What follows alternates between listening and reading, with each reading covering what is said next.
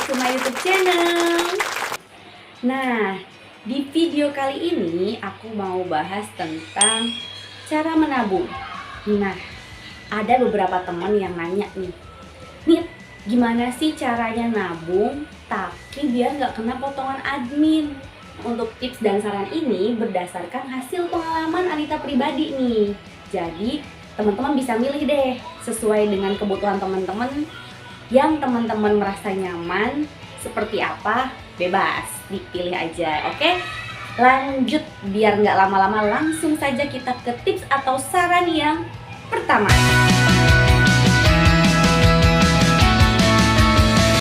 Nabung dan menyimpan uang tanpa potongan biaya admin. Yang pertama adalah menyimpan uang di rumah. Ya, yang pertama nyimpan uang di rumah. Gimana cara nyimpan uang di rumah? Ada banyak, bisa pakai celengan, ya kan? Tapi kalau misalnya itu untuk awal-awal pemula ya, biasanya nyimpan uang di celengan. Itu merupakan langkah yang baik ya buat nabung dan menyisihkan uang kita. Nah, kalau misalnya di celengan bisa, atau kita punya brankas pribadi. Nah, jadi kan ada brankas tuh, bisa pasang brankas di lemari kah, atau di mana tempat tersembunyi, mau di belakang lukisan, di belakang tembok, bebas. Sekarang kan udah bisa banyak tuh beli-beli brankas, bisa di password segala macam. Kita nabung, uang kita aman. Tapi ada resikonya. Apa resikonya? Resikonya adalah kita nggak tahu ketika misalnya ada amit-amit ya, misalnya ada maling gitu. Atau kalau nggak ada maling misalnya, mau juga menjalik ya, seandainya ada kebakaran. Nah, kalau misalnya ada bencana seperti itu, kebakaran, gempa atau apa, kalau uangnya kita simpan di rumah, keamanannya itu tidak begitu terjaga nih teman-teman. Jadi sedikit beresiko kalau kita nyimpan uang di rumah. Tapi ya itu, tidak ada biaya admin. Itu untuk tips yang pertama. Jangan kabur dulu karena ada tips yang lain. Selanjutnya adalah tips yang kedua.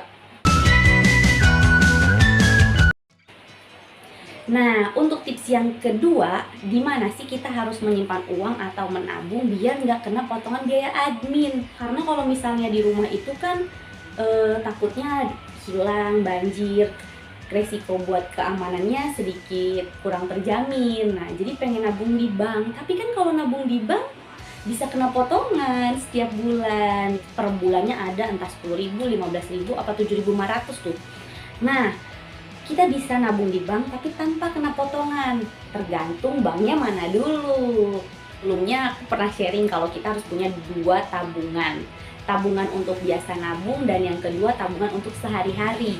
Nah, itu aku ketemu salah satu bank yang menawarkan tidak ada potongan biaya admin. Nah, karena aku kepikiran gini awalnya, kalau punya 2 tabungan berarti potongan biaya adminnya lebih besar dong. Yang satu udah kena biaya admin potongan per bulan, yang satu kena potongan lagi, jadi double. Nah, nabungnya jadinya kapan kekumpulnya kalau sering kepotong ya kan? Nah, pada saat itu ada mobil gitu, dia lagi promosi, si bank ini tuh keliling gitu. Nah, nama banknya waktu itu adalah BRI Syariah, yang saat ini menjadi BSI, Bank Syariah Indonesia. Nah, dia menawarkan nabung tidak ada potongan biaya admin per bulan. Nah, awalnya, kok bisa gitu kan? Karena dia menggunakan prinsip syariah, jadi tidak ada potongan biaya admin per bulan, dan juga tidak ada bunga per bulan.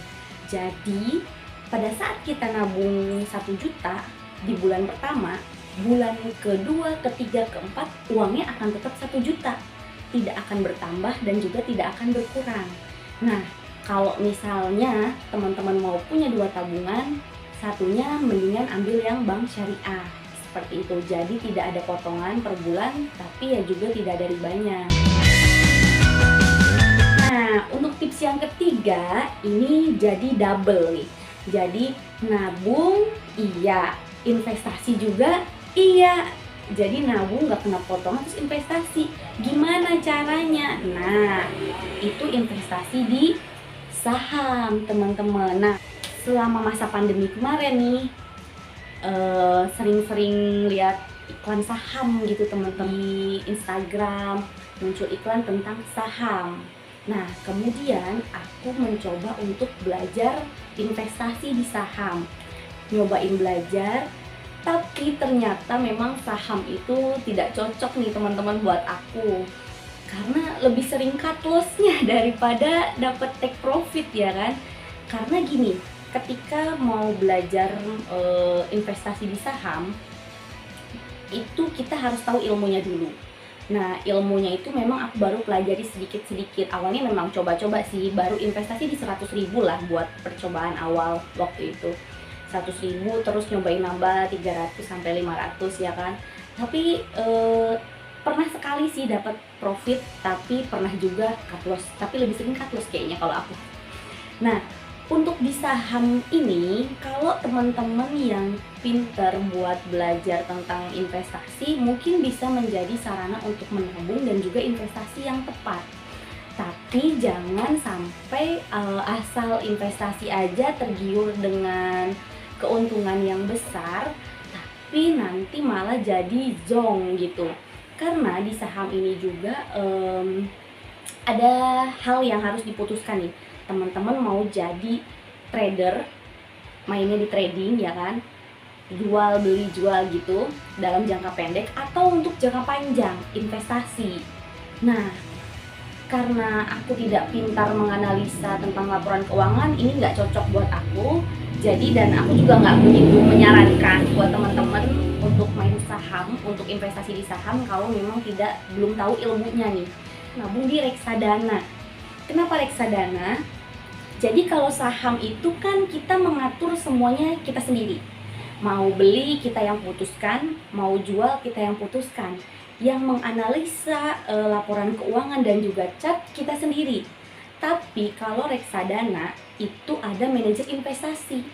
Kalau kita beli saham hanya satu saham, misalnya BBNI, BBCA, itu kalau perbankan ya kan, atau UNVR, Unilever ya kan, saham Unilever. Nah, udah itu aja nih saham yang kita punya. Tapi kalau misalnya kita beli reksadana, kita itu udah ada manajer investasi yang kita percaya, kita pilih. Di satu reksadana itu kan udah ada macem-macem keranjang sahamnya nih. Ibaratnya udah banyak saham yang dia biasa dia pantau laporan keuangannya. Dan reksadana ini tuh kita nggak usah takut gimana ya, tujuannya memang untuk nabung karena kan untuk jangka panjang. Jadi yang biasanya dapat gajian disisihkan ke ATM yang satunya untuk nabung, ini kita alihkan untuk ke reksadana. Di reksadana ya udah tinggal nungguin aja gitu. Jadi ya itu sih tipsnya, agak nggak berurutan nggak ya tadi, berurutan sih ya. Jadi yang pertama itu bisa nabung di rumah sendiri bebas, cuman resikonya kalau nabung di rumah itu adalah ketika ada maling ya kan, atau yang kedua misalnya ada kebakaran, ada kebanjiran, bencana alam, itu resikonya kita tidak bisa mengamankan aset kita dengan baik. Nah terus yang itu kan yang pertama, nabung di rumah ya. Yang kedua, nabung di bank, tapi pilih bank yang syariah, jadi nggak ada potongan dan juga nggak ada bunga. Jadi aman tuh buat nabung, uangnya juga aman, ada asuransinya lah, terjaga ya kan. Terus yang ketiga, bisa mencoba investasi di reksadana. Jadi sama seperti nabung, tapi itu juga sekaligus investasi untuk jangka panjang karena akan ada bagi hasil dari perusahaan yang kita beli sahamnya gitu. Dan di reksadana kita nggak perlu khawatir karena sudah diolah oleh manajer investasi. Seperti itu. Itu dia tips untuk mengelola keuangan dan bagaimana cara menyimpan keuangan dari saya.